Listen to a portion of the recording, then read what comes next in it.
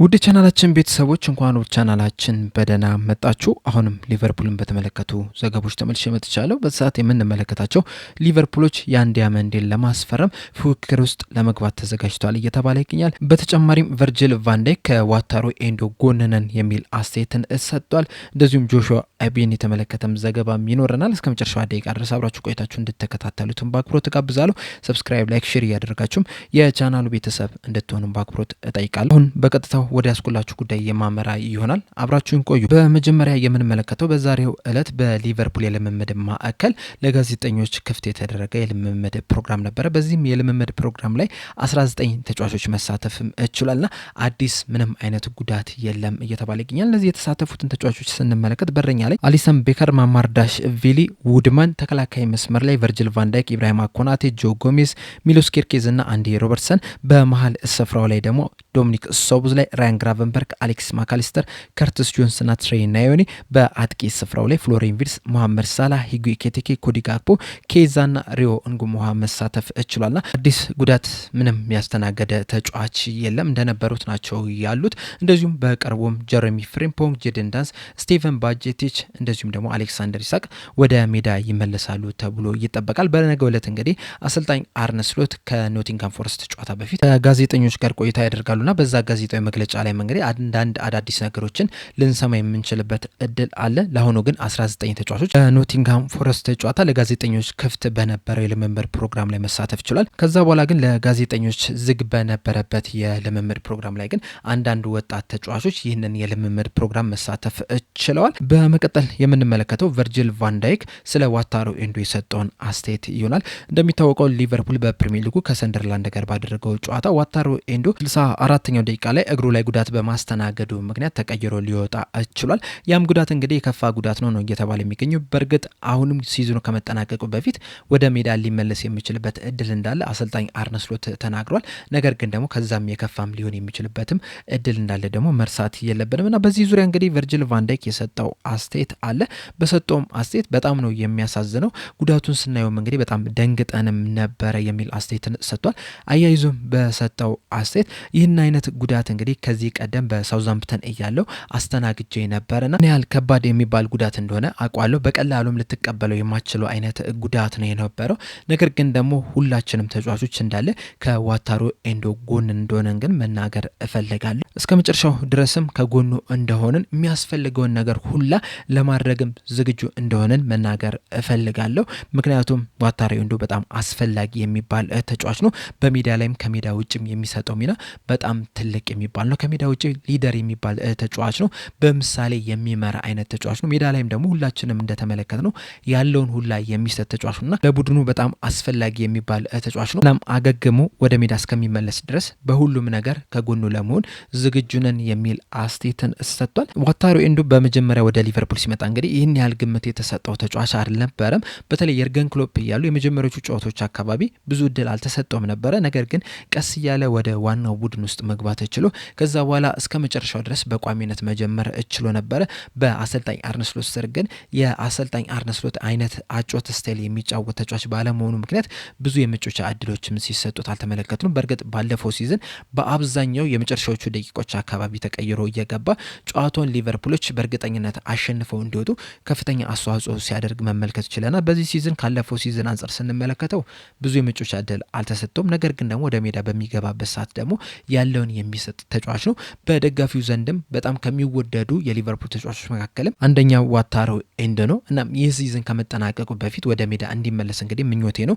ምክንያቱም በክረምት የዝውውር መስኮት ሊቨርፑል ሊለቅ የሚችልበት በጣም ከፍተኛ እድል አለ እየተባለ ነው የሚገኙና በዛ ምክንያትም ሲዝኑ ከመጠናቀቁ በፊት ወደ ሜዳ ተመልሶ ቢያንስ እንኳን ክለቡን የሚለቅ ከሆነ እንኳን ራሱ ከደጋፊዎቹ ጋር በስነ ስርዓት ተሰነባብቶ ቢለያይ ጥሩ ነው ብዬ አስባለሁና ቶሎ ወደ ሜዳ እንዲመለስ እንግዲህ ምኞቴን ከወዲሁ መግለጽ እፈልጋለሁ። በመቀጠል የምንመለከተው የ15 ዓመት ወጣት ተጫዋች ሆኖ ጆሹዋ አቢን የተመለከተውን ዘገባ ይሆናል። ዘ አትሌቲክስ ላይ ጄምስ ፒርስ ይዞት በወጣው ዘገባ መሰረት ሊቨርፑሎች ይህንን ተጫዋች በሊቨርፑል ለማቆይ በጣም ከፍተኛ ጥረት እያደረጉ እንደሆነ በዘገባው ተናግሯል። ጆሹዋ አቤ በዚህ ሰዓት በሊቨርፑል ቤት ውስጥ ካሉ በጣም ባለ ተሰጥኦ በጣም ትልቅ ተስፋ ከተጣለባቸው ተጫዋቾች መካከል አንደኛው ጆሹዋ አቤ ነው። ነገር ግን ደግሞ በሊቨርፑል የሚያቆየው ኮንትራት ሊጠናቀቅ በጣም ጥቂት ወራት ብቻ ናቸው የቀሩትና ሊቨርፑሎች የዚህን ተጫዋች ኮንትራት ለማራዘም አዲስ ስኮላርሺፕ ለመስጠትም በጣም ከፍተኛ ጥረት እያደረጉ ነው የሚገኘው።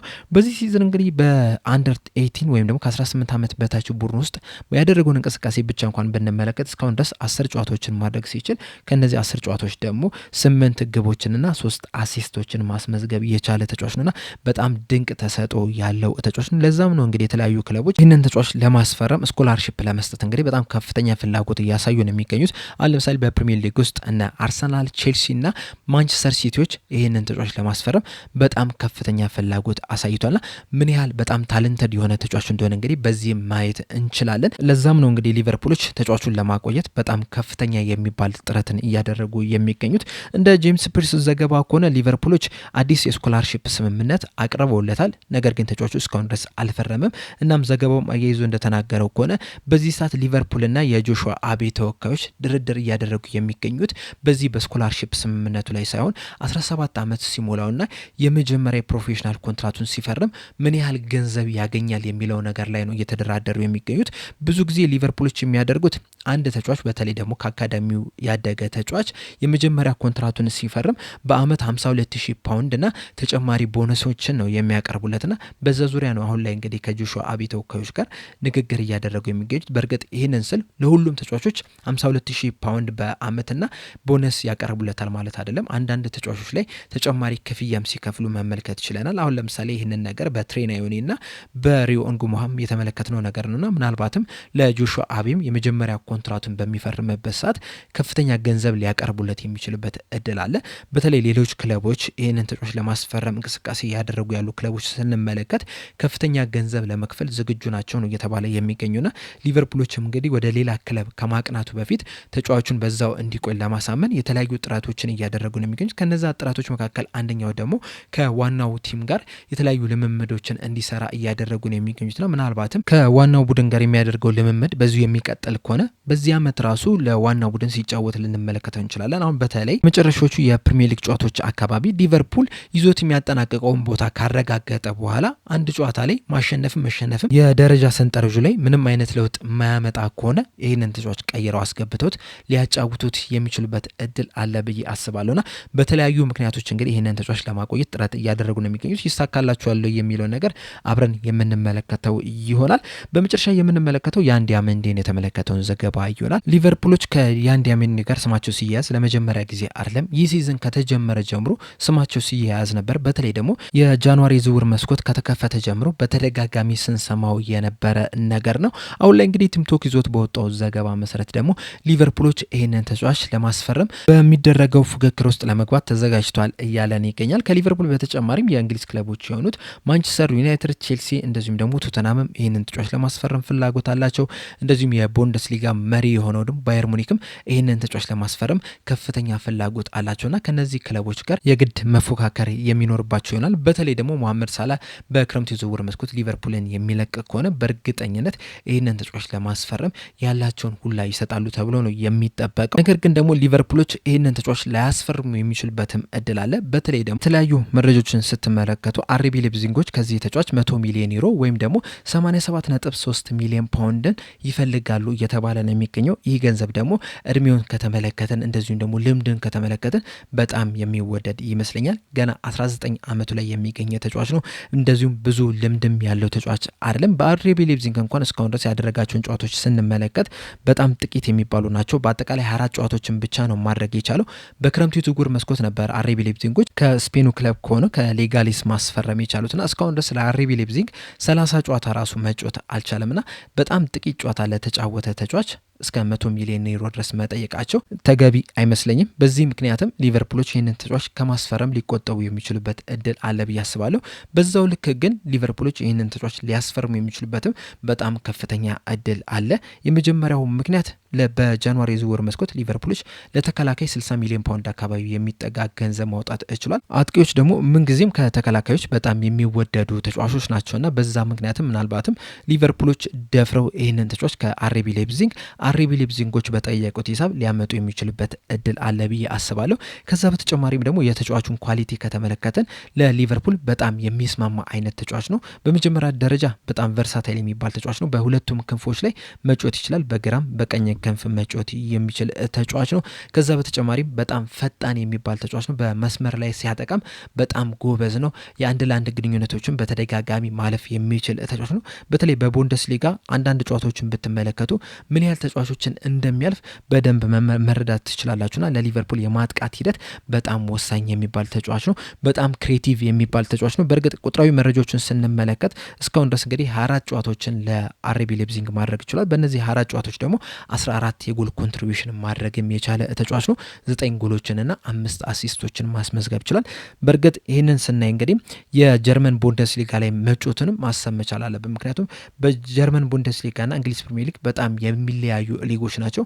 አንዳንድ ተጫዋቾችም እንግዲህ ከጀርመን ቡንደስሊጋ ወደ ፕሪሚየር ሊግ ሄደው ያልተሳካላቸውን የተለያዩ ተጫዋቾች ተመልክተናል። ያ ማለት ደግሞ የአንድ ሜንዲም አይሳካለትም ማለት አይደለም። ነገር ግን ደግሞ በጣም በጥንቃቄ ነው ይህንን ነገር መወሰን መቻል ያለባቸው። ከዛ በተጨማሪም ይህንን ተጫዋች ወደ ሊቨርፑል የሚያመጡት ከሆነ የሪዮን ጉሞሃም የቀጣይ እጣ ፈንታንም በደንብ ማስተዋል ያለባቸው ይመስለኛል። ምክንያቱም በሪዮን ጉሞሃና በያንዲ አመንዲ መካከል ያለው የእድሜ ልዩነት በጣም ጠባብ የሚባል ነው። ምናልባት ከበዛ 3 ዓመት ሊሆን ይችላል እንጂ ከዛ በላይ የእድሜ ልዩነት አላቸው ብዬ አላስብምና ያንዲ አመንዲን ወደ ሊቨርፑል አምጥተው በተለይ በግራ ክንፍ ላይ የሚያሰልፉት ከሆነ ምናልባትም ለሪዮን ጉሞሃ ጥሩ ዜና ይሆናል ብዬ አላስብም። በእርግጥ በዋነኝነት መሐመድ ሳላ ትቶት የሚሄደውን ቦታ ከቨር ለማድረግ ነው የተለያዩ የአጥቂ ስፍራ ተጫዋቾችን እየተመለከቱ የሚገኙት። ነገር ግን ደግሞ እንደ ያንዲ አመንዲ በሁለቱም እግሩ መጮት የሚችል ተጫዋች ስታመጣ ወደ ግራ ክንፍ የምታመጣ ከሆነ የሪዮን ጉሞሃን እድገት የሚገታ ይመስለኛልና እነዚህ ነገሮች ላይ እንግዲህ በደንብ አስተውለው መወሰን ያለባቸው ይመስለኛል። እናንተስ በዚህ ተጫዋች ዙሪያ ያላችሁ ሀሳብ ምንድን ነው? ወደ ሊቨርፑል ቢመጣ ይሻላል ወይስ እሱ ተትቶ ሌላ ተጫዋች ቢመጣ ይሻላል? ሀሳባችሁ እንዳለ ኮሜንት ሴክሽን ላይ በመጻፍ አሳውቁኝ። ለአሁን እኔ እዚህ ላይ አበቃው። በቀጣይ በሌላ እስከምንገናኝ ድረስ ሰብስክራይብ፣ ላይክ፣ ሼር ማድረግ እንዳትረሱ። ቸር ያቆየን።